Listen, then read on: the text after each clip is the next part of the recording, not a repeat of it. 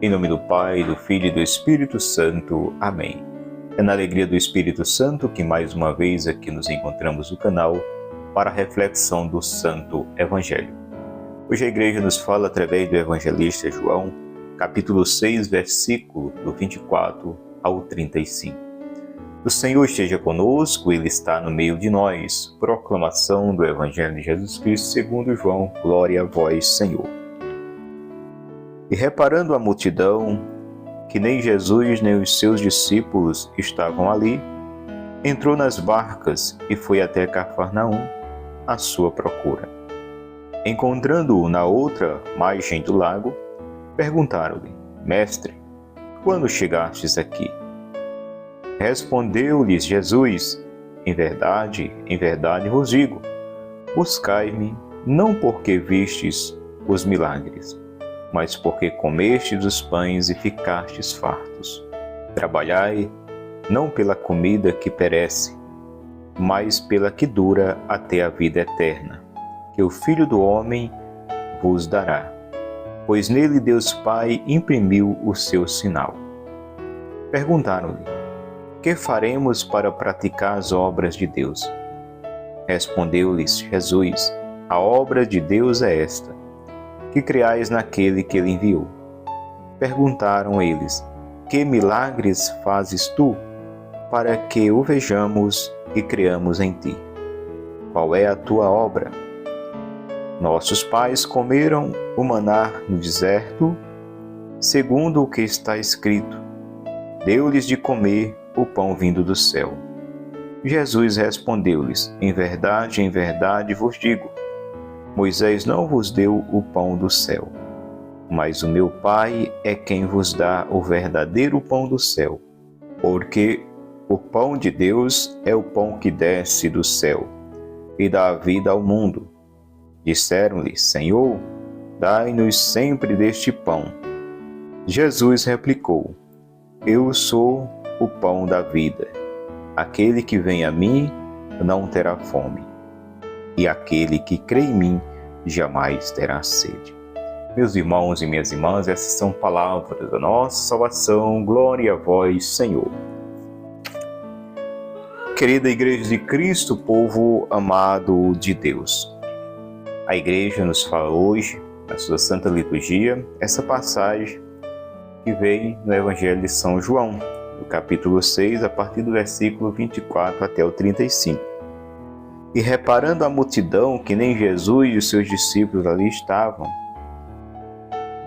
entrou nas barcas e foi até Cafarnaum à sua procura. Encontrando-o na outra margem do lago, perguntaram-lhe: Mestre, quando chegastes aqui?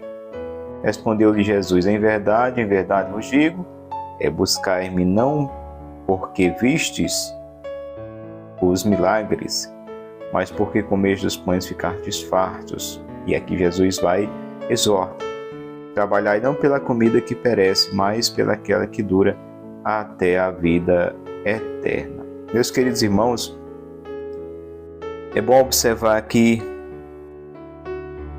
logo no início do versículo 24, do capítulo 6, e reparando a multidão, que nem Jesus nem os seus discípulos estavam ali. Então o povo estava procurando Cristo, o povo estava com sede de Jesus. É como eu sempre afirmo, o mundo tem sede de Deus, o mundo busca Deus.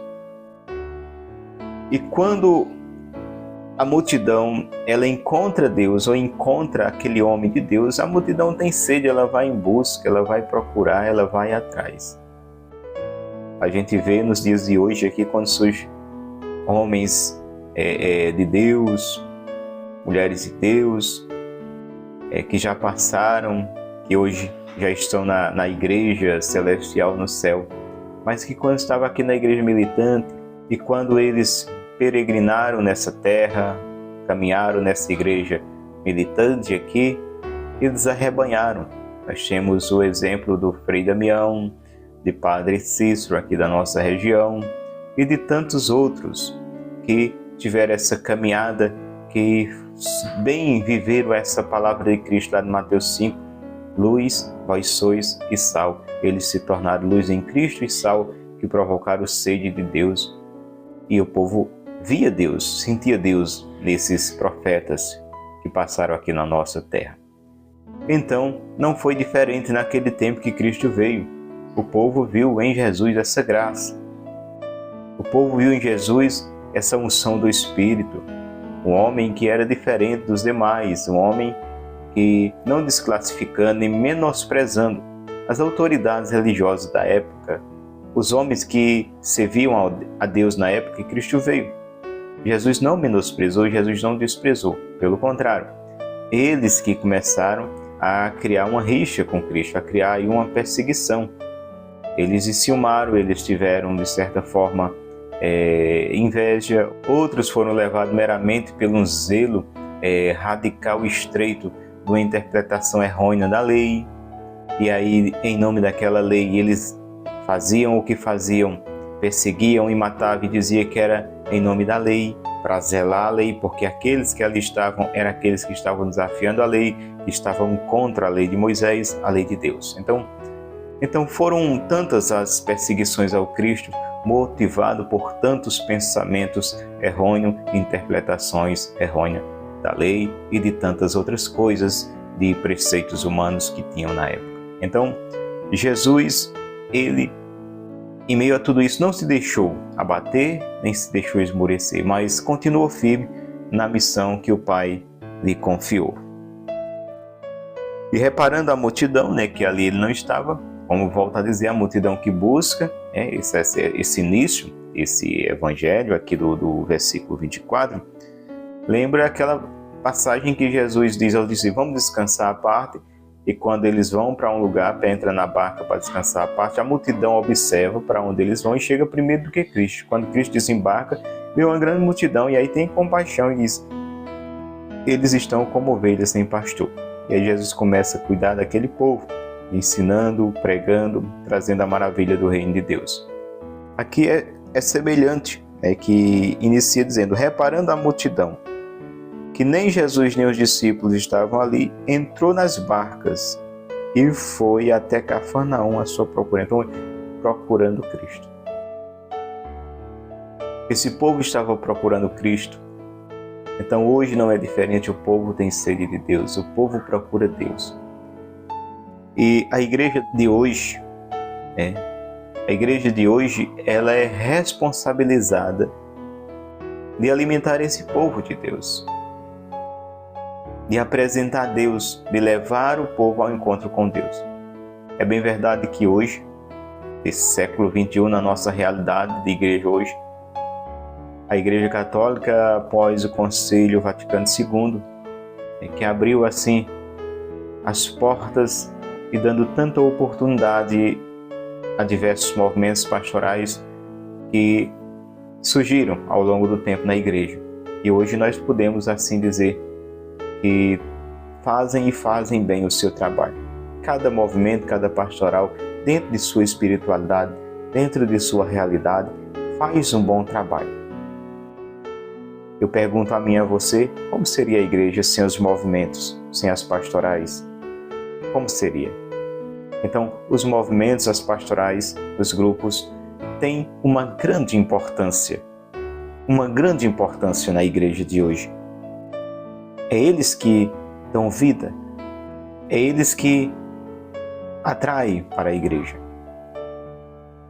Se você for perguntar a uma pessoa hoje engajada, ela entrou por alguma pastoral, movimento, algum grupo. Primeiro foi ali, foi pescado, se engajou, depois começou a frequentar a Santa Missa, depois foi entendendo o que era o sacramento, depois foi buscando esse sacramento, foi buscando a confissão, foi buscando se engajar, depois outros foram aprofundando no conhecimento da doutrina da sua igreja, que até então eles não tinham interesse, não buscavam. Então tudo começou a partir do engajamento num movimento, numa pastoral, num grupo, e aí por diante. Então hoje nós podemos ter essa graça grandiosa. Então, de certa forma, essas pessoas, elas colaboram, esses movimentos pastorais, grupos, colaboram com os autênticos pastores, que são o clero, que são os padres, mais que os leigos, quando tomando consciência da missão, que se engaja, que se torna parte viva desses construtores na obra de Deus, que é a evangelização, que vai cada vez mais aí construindo o corpo de Cristo. Então, o cristão, entendendo sua vocação, ele vai cada vez mais se doando, abrindo seu coração para que a vontade de Deus reine em sua vida. Então, aqui o povo vai buscar Jesus. E hoje o povo busca e encontra nesses colaboradores, os pastores, que são os movimentos pastorais e grupos dentro da igreja, que vão também auxiliando nesse pastoreio. Por isso diz pastorais e movimentos, onde exerce assim um pastoreio, um cuidado para com o povo de Deus. Nesse zelo para com o povo de Deus, a Igreja de Cristo ela vai seguindo nessa peregrinação, nessa caminhada rumo à Igreja Celestial. Mais adiante, Jesus e os seus discípulos estavam ali. Entrou nas barcas e foi até Cafarnaum à sua procura. Encontrando na outra margem do lago, perguntaram-lhe: Mestre, quando chegastes aqui? Respondeu-lhe Jesus: em verdade vos digo, buscais-me não porque vistes milagres, mas porque comestes os pães e ficastes fartos. E aí Jesus exorta: trabalhai não pela comida que perece, mas pela que dura até a vida eterna, que o Filho do Homem vos dará, pois nela Deus Pai imprimiu seu sinal.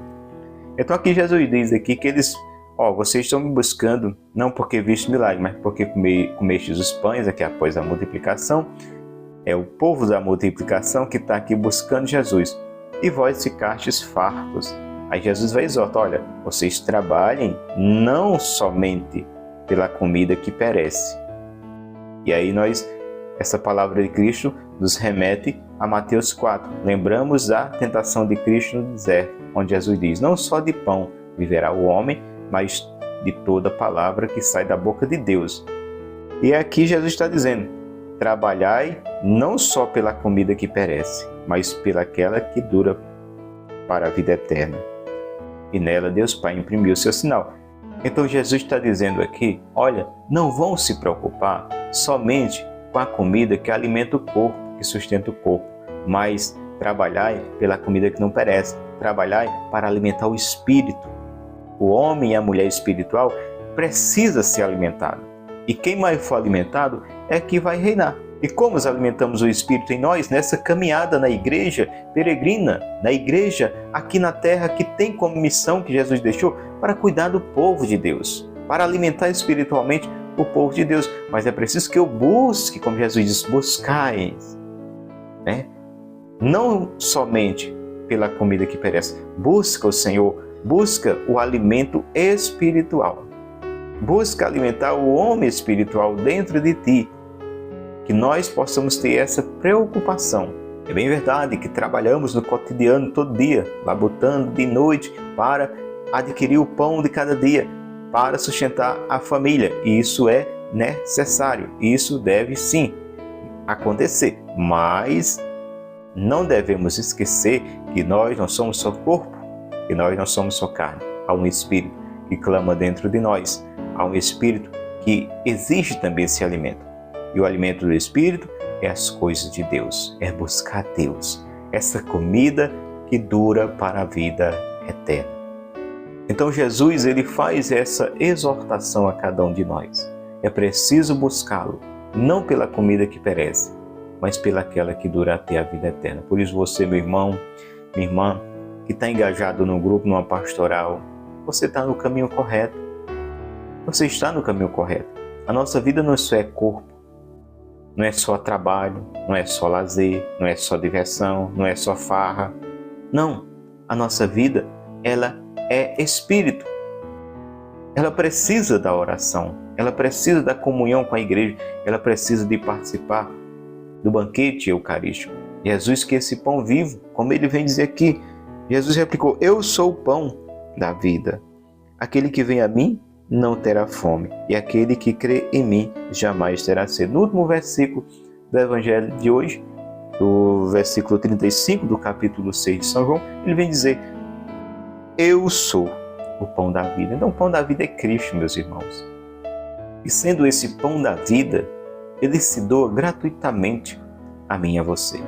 Eles vêm dizer: mas olha, Moisés nos deu o pão do céu. E Jesus vem dizer: quem vos dá o pão do céu, o verdadeiro pão do céu, é meu Pai. Eu sou o pão. Eu sou o pão. Eu sou o pão da vida. Aquele que vem a mim não terá fome, e aquele que crê em mim não terá sede. O que é que Jesus está dizendo? Que a nossa alma será saciada dele. Não há necessidade de buscarmos outro alimento tendo Cristo. Cristo é o alimento da nossa alma. Está com Cristo? Estás alimentado espiritualmente. O teu espírito está vivo. Está com Cristo, está com a alimentação que dura para a vida eterna. Por isso é preciso nos esforçarmos para estar com Jesus e não nos deixarmos enganar pelas mentiras desse mundo, pelos desvios que Satanás levanta todo santo dia para tirar a nossa atenção. Podemos até nos envolver, entre aspas, em algumas coisas que cabe ao cristão. O cristão também não pode se esconder. Jesus mesmo disse: a luz não é feita para colocar debaixo da cama, mas a luz é feita para colocar no lugar de destaque para iluminar. Jesus diz também que cada um de nós somos chamados a ser aqueles que anunciam e denunciam. Então, Deus nos chama a não nos acovardar ou se esconder, mas estar em meio. Mas nesse meio, não se fazendo um com todos, no sentido que no meio do mundo, mas não colaborando com o erro do mundo. Em meio a tantas coisas, mas não colaborando muitas vezes com o desvio e o erro, mas sim sendo luz. Ou seja, a missão que o Senhor te chama diante da sociedade. Se o Senhor te chama a uma missão diante da sociedade, vá. Não tenha medo, agora seja luz. Não seja trevas.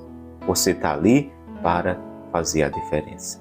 Você está ali para iluminar. O cristão que tem Cristo, aonde quer que ele vá, aonde quer que ele esteja, ele não pode esconder Jesus. Eu não posso entrar no lugar e dizer: fica aqui, Jesus, que tu não pode entrar. Não, se Jesus está em mim, aonde eu vou, tem que ser lugar que Jesus entre.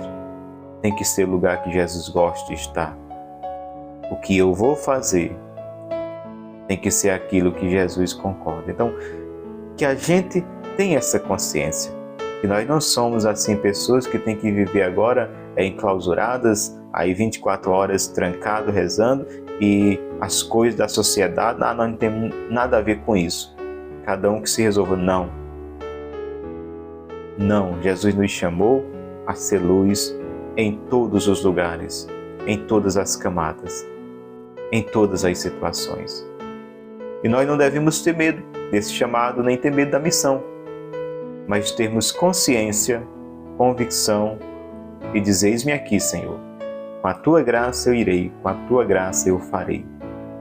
Dai-me a força, dai-me a graça, não me acovardar. Mas se o Senhor me chama, aqui estou.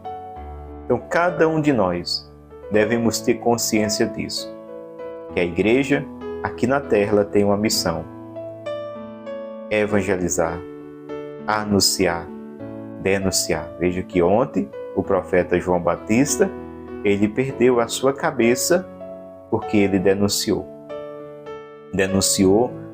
algo de uma autoridade. E hoje também, eu e você, se formos também denunciar, corremos o risco de perder a nossa cabeça. Então, veja como o Evangelho vai exigir de cada um de nós.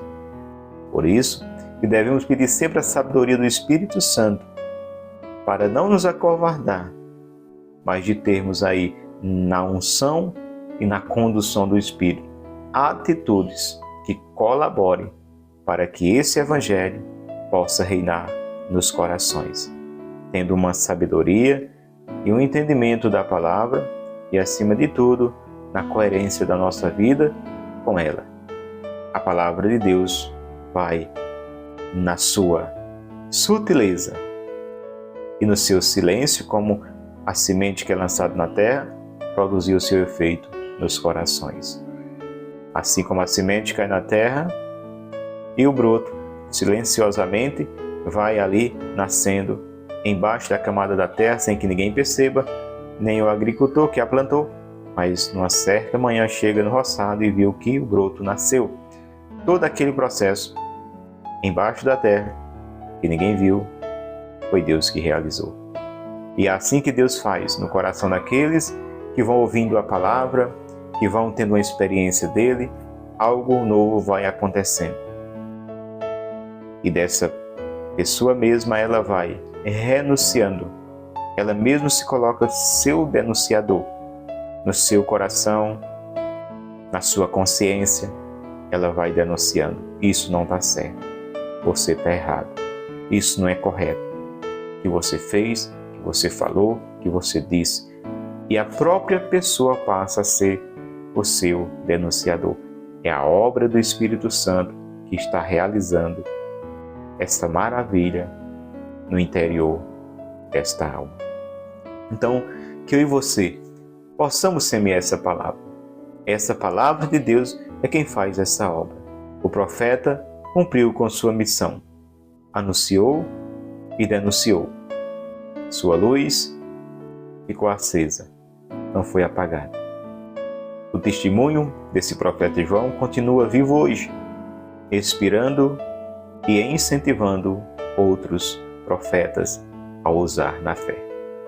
E eu e você tenhamos sempre a graça que vem do céu, do Espírito Santo, para estar de pé no anúncio dessa palavra. Dai-nos, Senhor, a graça de não nos deixarmos enganar, de não nos acovardarmos. Dai-nos, Senhor, a graça de não esperarmos meramente dos homens, mas primeiramente, como filhos, possamos estar com os nossos olhos fitos no Pai. Dai-nos a graça de confiarmos em Ti acima de todas as coisas. Amém. Meus queridos irmãos e irmãs, aqui foi mais uma reflexão no canal nesse dia de hoje. Agradeço você que esteve até agora, ouvindo esta palavra, meditando no seu coração.